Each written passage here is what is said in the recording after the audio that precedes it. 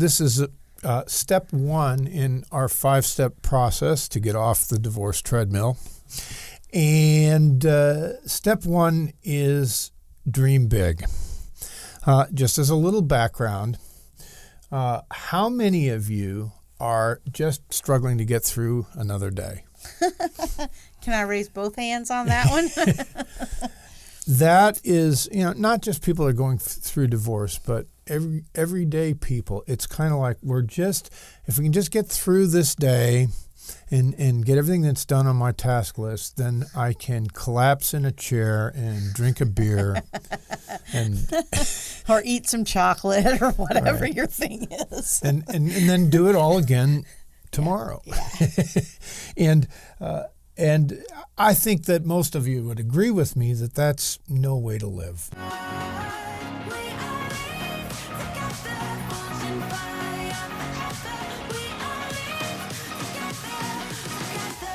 Everybody's different, and everybody has a different dream. But here's the thing.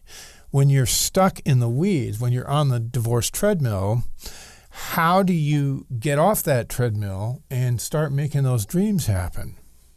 Well, you start by getting clear on what the dreams are, right? Yeah, what the dream is. Right. What difference does it make if you climb that ladder very, very well and very efficiently if it's leaning against the wrong building? Right.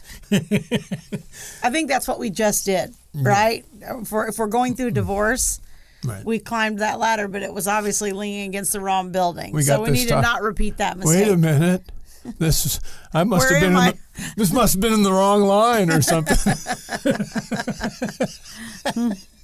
Yeah, and a lot of people go through life like that. Yeah. They don't really think. They think, well, I graduate from high school, get good grades, and then I go to college and I work at college, and then I get a job and I work myself to the top of the ladder, and then I retire at age 65 with $500,000 in my 401k. So now I can live on Social Security and whatever that'll give me. Right. And, really, that doesn't sound like a life to me. Yeah, that's just ticking off the boxes. That's just ticking off the list. It's one thing to have a goal, but it's not the goal in and of itself that pushes you to complete that goal. It's the why. It's the vision. It's the, why do you want your life to be that way? And I think when we're younger, or at least I can say when I was younger, one of the things that really didn't dawn on me too much was that I could actually, take control of it and actually, affect the direction of my life. I think when we're younger, we tend to just kind of, these 3 opportunities have come into my life and presented myself, so let me try to look at them and choose which one I think is the best. But maybe the direction you really want to go isn't even contained in any of those 3 opportunities. Right. So why would you even go down that path? We all think, well, if I only had more money, I would... Well, you said dream big, so that's what I'm doing. I'm dreaming about a lot of money. Yeah, or even a lot of money. So people say, how do I get money? Well, I could, file an RFO for support or whatever. Right. And the money comes, but they're still not happy. Right. And here's the problem. Money's a good thing. Right. I like having money. Yes. But it's only good for the things that it gets you. Right. It's not the money that I want. It's the things that the money can buy that I want. Yeah, my grandmother used to say, money can't buy you everything, but it'll get you uptown where everything's at. That's good. Having a financial goal or any other kind of thing just for the sake of that goal is not going to get you there. You do have to dream big, and you have to make that goal very big, but you also have to know why. Why do you want that goal? And, honestly, for me, I would say number one, I want our message to reach far and wide, Right. as far as it can, and because I mean, this is a ministry. We're trying to help people. Well, so many, the divorce process across the board is completely, what we're saying is almost completely counter to what the industry does to process your divorce. And yet, don't get me started on that. Right. And yet it's very much what the court wants to see from you. And it's very much how you succeed in court. And it helps you with your life. And it, more than anything else, if you can do this and be nice to your ex and cooperate and all these things, the benefit to your children is unimaginable. Right. And I think Thomas and I have been able to see that in our own lives because, frankly, I wasn't as good at that in the beginning. I wasn't as good at being non-emotional, and it did impact my kids. And I think the way that we've been able to, do our relationship with your ex-wife through the years, you can just see these huge benefits to Thomas. Yeah, your kids are basically ruined. No, it's not that. I think my kids have just I'm just kidding. Well, I think my kids have had to overcome a lot more emotionally in certain ways because of the, of some of the ways I behaved. But, it's just that your goal can't, just be about you or just be about that specific thing. If my goal is I want to make $10 million a year, well, why?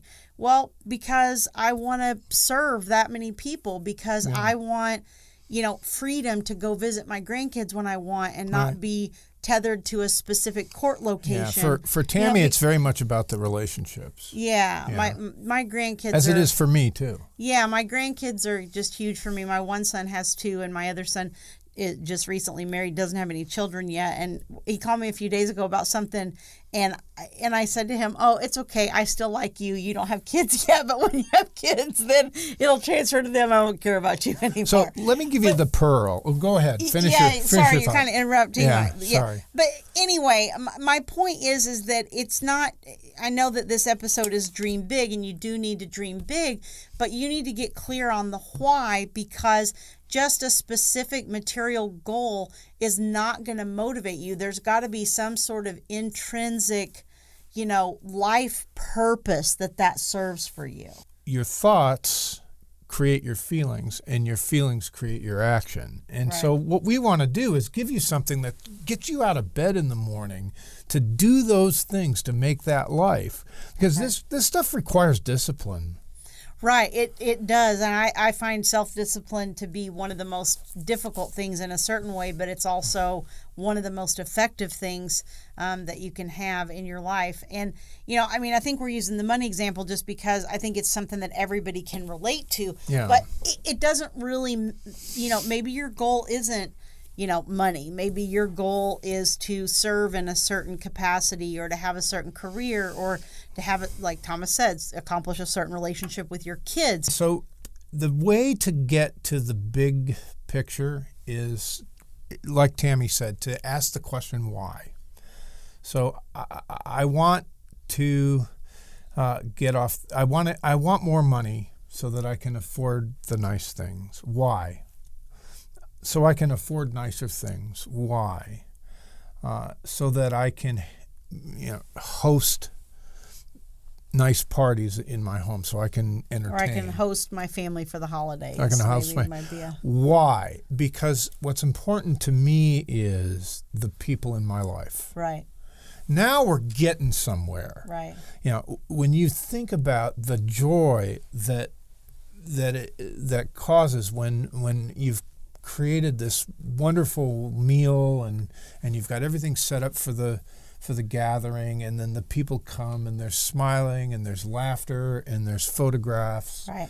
And by the way, take tons of cell phone pictures. That's my advice. You need a why that's going to drive your butt out of bed in the morning to go. That's a really big why for me. Let me just tell you. Because there are certain things you're going to need to do. My butt is big, and I have a hard time getting it out of bed. Right. So and the question is, does God or if you don't believe in God, fine, or the universe. Is your purpose on this planet in this life to be miserable and fight with your ex? Yeah. And again, that's where we're very focused when we're going through a divorce. But this divorce is not the meaning of your life. Right. This divorce is a lesson for you to learn from, for you to improve your life. And maybe it helps you gain some clarity on what the meaning is for you. But this divorce is not the end-all, be-all of your existence. There's kind of 6 aspects to anybody's life, at least from our perspective. And so I think you have your spiritual part, which is kind of your higher meaning, God, the universe, all those things that Thomas talked about. And then you have your, relationships, which, frankly, for me, I mean, obviously God is my primary focus, yeah.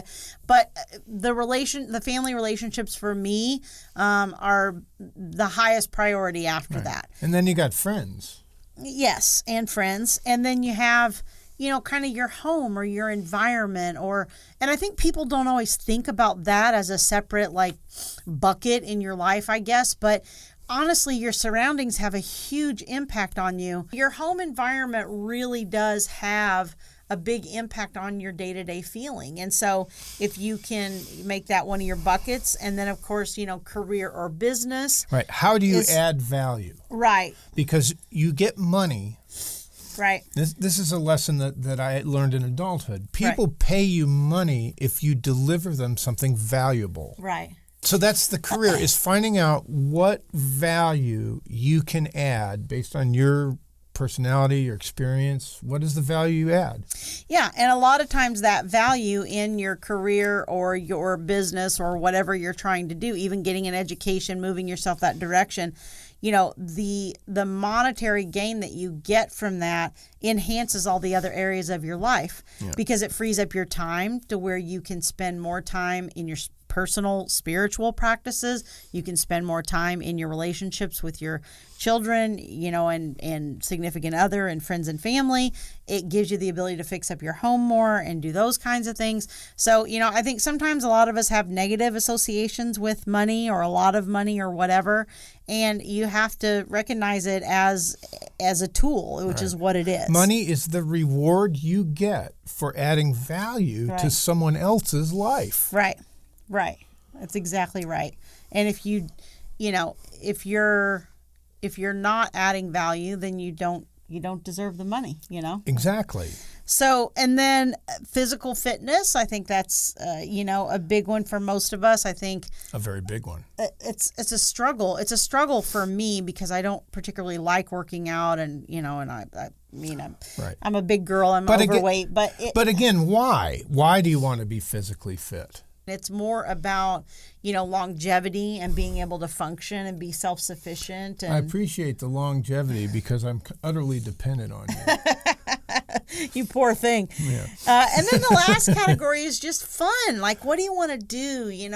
We take family road trips, and, we haven't done much of that, obviously, in light of COVID the last year. But, that's all an important piece, is just having things you enjoy, entertainment, going to movies, doing whatever is fun, or, surfing. Surfing or playing. Tammy and I used to play tennis with each other. That gets back into the physical fitness thing. See, she needs to. I need to carve out more time for that. Yeah, because she needs to be physically fit. Tammy tends to sit at her desk and work. Yeah. Because it nurtures her relationship with her husband. Yes. Which allows her to feel more satisfied and happy.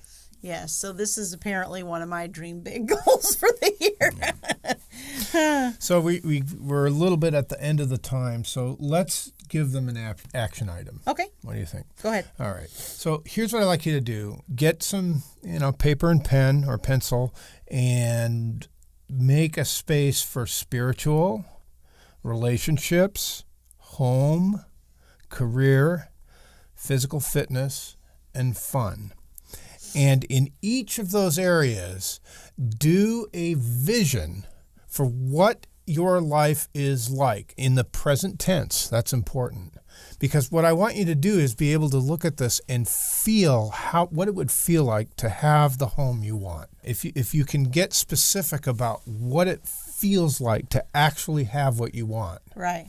Right. Words that Tony Robbins describes this as words that like juice it for you. They give you juice. So instead of maybe saying I'm so happy now, that maybe if I might say I am so overflowing with joy now that I have the freedom to spend as much time with my family as I choose. Yeah. Or physical fitness. It's so awesome to be able to move and do things that I want to do in this body. Right. Right. Yeah. So that's your homework. And until next time. We'll grow in number, fueled by them to see the horizon, turn us to thousands.